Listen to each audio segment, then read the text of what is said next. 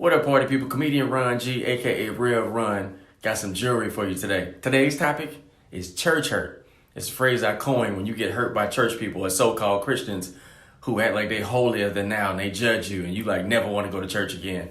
And it's kind of funny because I feel like we've all been through it, including myself, because I grew up in the South and, I grew up around a bunch of old church people who like get mad at you for having a hat on and you got cut up jeans and they're like, you ain't no real Christian. And you go in the parking lot, they smoking a cigarette, cursing people out. You know what I'm saying?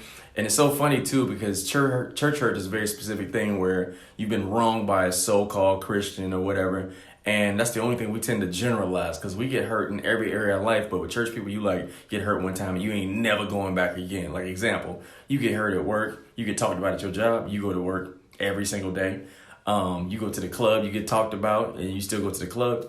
And even your family reunion, you get talked about by your family more than anybody else. And you show up every year at that family reunion with some tater salad. Yes, you do. And even for myself, man, I experienced church hurt a while back. When I first started doing comedy, I joined this church and I wanted to perform this young adult event. Cool little young adult event, cool way to share my gift and get to know some people. And I asked the person over the event, like, yo, can I perform for the event? And they was like, nah, we can't do that. You too much of a risk. We don't know what you're going to do. And I'm like, yo, what I'm going to do? You think I'm going to do some cursing jokes up in church? Like, I'm not that stupid. Like, I'm good. And it was like, nah, we can't risk it. And I was devastated and it really jacked me up. I was pissed off at church people. And I was like, man, see, church people so judgmental. That's why I don't like going anyway. And then 6 months later, my pastor was like, yo, we want you to perform on the New Year's service. And I was like, yo, you never seen me perform before. And he was like, don't worry about it. We want you to perform for New Year's and it's going to be great.